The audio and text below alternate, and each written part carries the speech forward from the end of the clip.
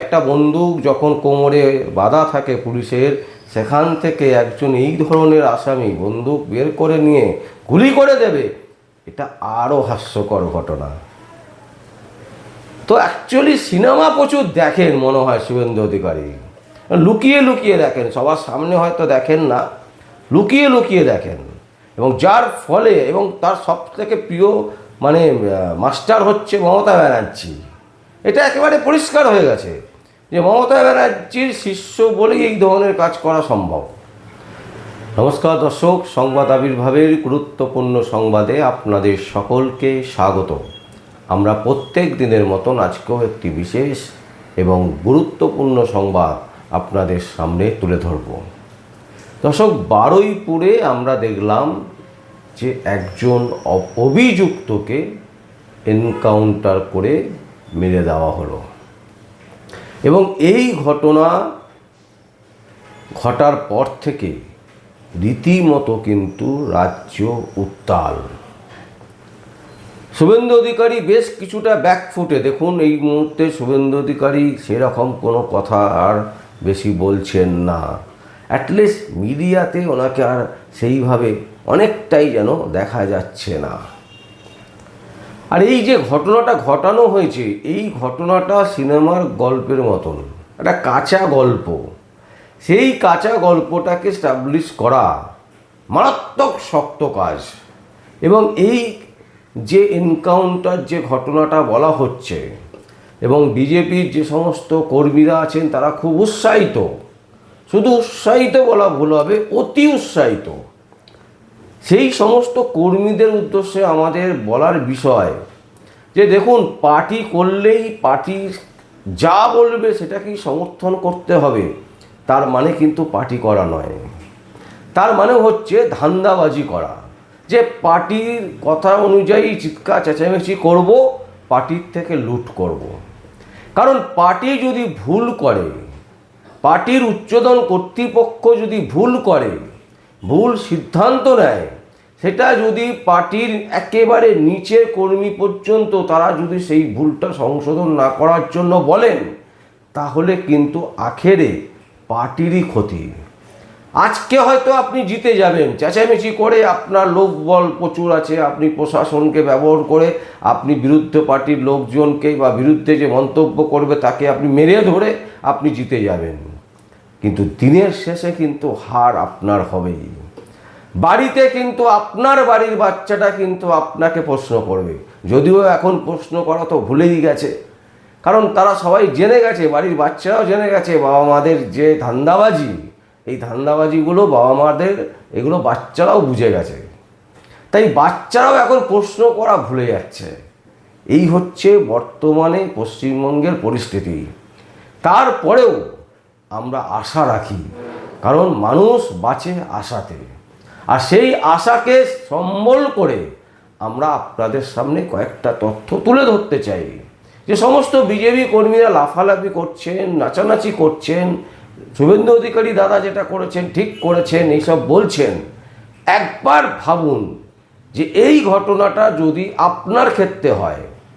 ধরুন কোনো মহিলা আপনার বিরুদ্ধে অভিযোগ তুলল এবং সেই অভিযোগের ভিত্তিতে আপনাকে এনকাউন্টার করে মেরে দেওয়া হলো, তাহলে আপনার পরিবার কি জাস্টিস পেল?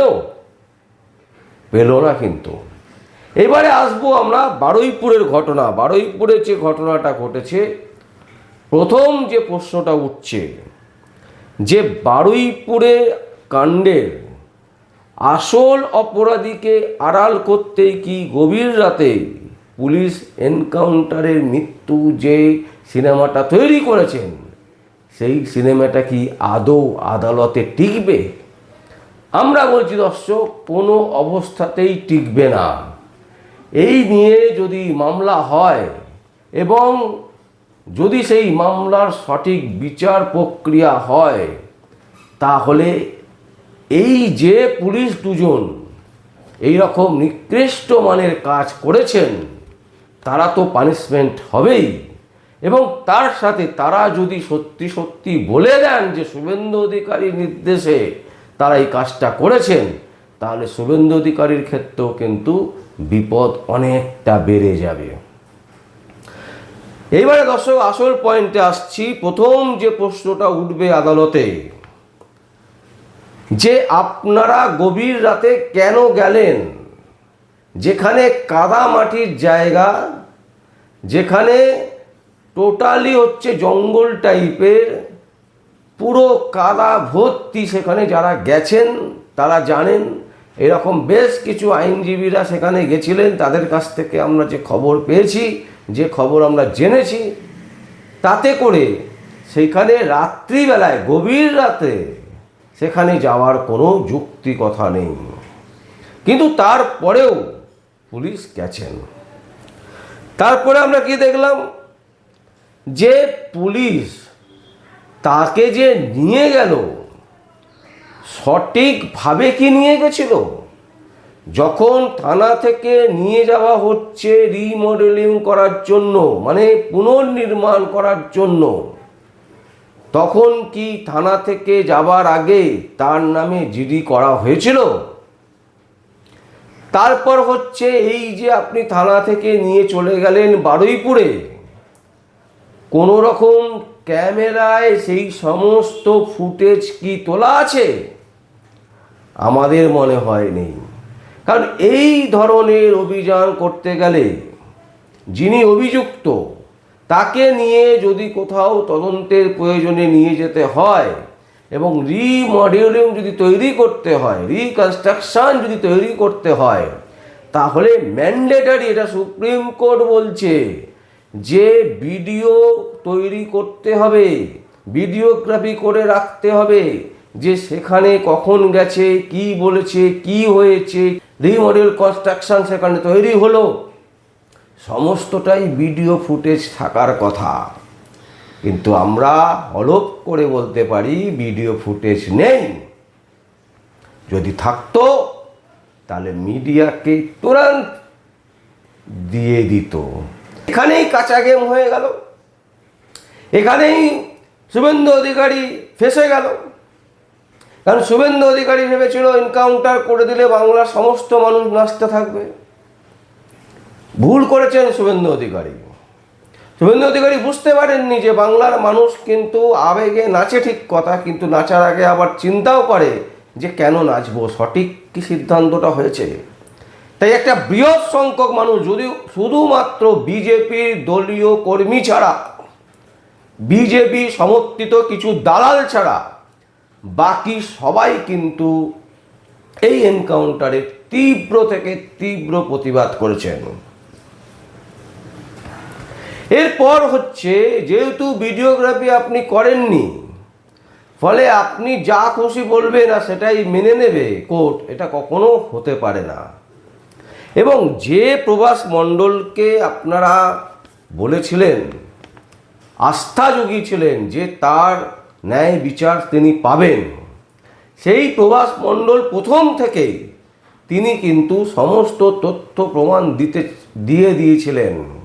এমনকি তার মুখে বেশ কয়েকটা নাম চলে এসেছিল, এবং সেই নামগুলোকে আড়াল করার জন্যই কি এই ধরনের কাণ্ড ঘটানো হলো, এটা যেমন প্রশ্নচিহ্ন করছে অনেকে। আমরা বলছি না, একেবারে সেই নামগুলোকে আড়াল করার জন্য, সেই নামগুলোকে যাতে পরবর্তীতে না আসে, তাই প্রভাস মণ্ডলকে রাষ্ট্রীয় খুন করা হলো এবং এর সঠিক বিচার হওয়া উচিত।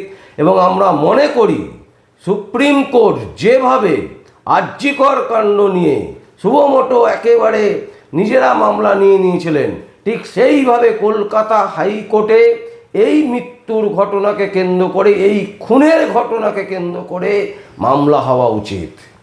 এবং এই মামলায় জবরদস্তভাবে পুলিশকে এবং তার সাথে মুখ্যমন্ত্রী শুভেন্দু অধিকারীকে জেরা করা উচিত, যে শুভেন্দু অধিকারী যতগুলো ফোন আছে এবং এই পুলিশ অফিসারদের, যে দুজন পুলিশ অফিসাররা এই কাণ্ড ঘটিয়েছেন, তাদের প্রত্যেকটা ফোনের কল লিস্ট দেখতে হবে, যে শুভেন্দু অধিকারীর সাথে তাদের কোনো কথা হয়েছে কিনা, বা মাঝখানে কোনো মিডলম্যান আছে কিনা যিনি এই পুরো জিনিসটাকে পরিচালনা করেছেন।